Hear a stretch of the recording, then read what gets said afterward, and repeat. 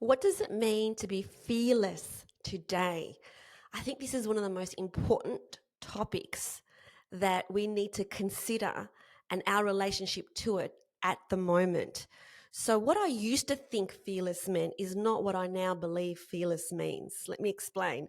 So, I used to think that when you were fearless, you were doing things that you were really scared of, you were taking action that you were really scared of, maybe, presenting in front of other people, maybe going right outside your comfort zone and saying yes to opportunities that really scare you. I totally relate to that. And yes, that is a form of being fearless because you're feeling the fear and then you're taking the action anyway. But I think now we're being called to do something way more, way bigger than that. It's not about what action we take, but rather how real we are. So if this subject is resonated with you, please support my channel because I, like you, is going through the awakening process, and I have all these observations and aha moments and insights when I meditate and when I go for my walks, and I want to share them with you. I'm so excited to share them with you. So please do that. Please subscribe and please put your comments down below, and let's talk about fearlessness. And so, what does this mean to be fearless? I feel it means to really show who you truly are to the world. And that means who you really are that you don't want to show to the world. So, for example, I have a podcast called The Shame Game, where every single week I interview somebody about their deepest, darkest shame. And the very, very first episode was of me sharing my shame. That was one of the scariest things I've ever done, was talk about like the worst of me, my worst possible moment where I had really been out of integrity and gone against my own values, and it made me sick. It made me physically sick. And I talk about that on The Shame Game. And the interesting thing is, what would have been completely fearless to do would have been not only to show up for that first episode and tell my story, which I did do, and it scared the crap out of me. But it would have been maybe to share it with everyone I knew. And I didn't do that. With The Shame Game, I started sharing it from episode 2 onwards because I didn't want everybody that I knew to see my darkest moment. Even though I put it out publicly on YouTube, I still didn't want to put it in their face like, this is the action that I took, this is what I did. It was really quite intimidating doing that, and really, really frightening. So I didn't do that. And the interesting thing is, what I realized with The Shame Game, we have these huge, deep, personal conversations about people's darkest moments and the actions that they're not proud of. And they're not sharing it with their audience either, because they're still holding on to the shame about the actions that they've taken in the past. And so this is what we are called to do more than ever, is to show up for who we really are. And I am making this my mission. You might have seen that with other videos on this channel. Sometimes I show up completely with zero makeup and, completely not wearing any kind of clothes that are in the least bit what would be considered to be attractive, and just trying to show myself for who I really am, and taking all that, the mask off of who we think we need to show up as.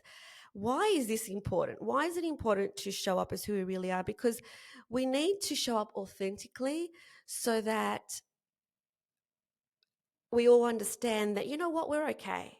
Just because I've taken this action doesn't mean that I am this person. It's an action that I took at this period of time in my life, or it might even be an action that I'm taking right now. It doesn't mean that this is who I am. It doesn't define me. I was speaking to a homeless person yesterday on the road, and he could not look up and look at my eyes. He just could not. When I was asking him for his name and asking him about his story, he just wasn't in that space to look up and connect with me. And I could feel his pain and I could feel his shame. And so what we are called to do more than ever is just admit who we are talk about the things that we've done, not put ourselves on some sort of pedestal, making out that we are, you know, grander than anybody else, because we are not. We're all the same.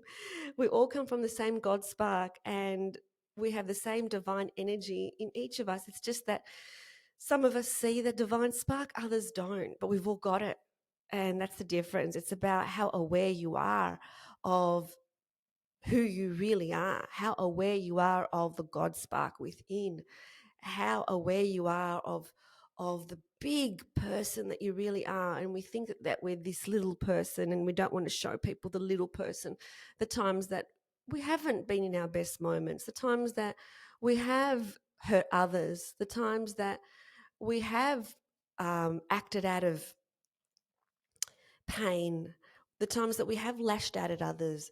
All those things is just part of the human experience. It makes us human. It's part of this beautiful, massive, incredible adventure that we experience on earth. And so how do we become fearless? First of all, I think what's important is to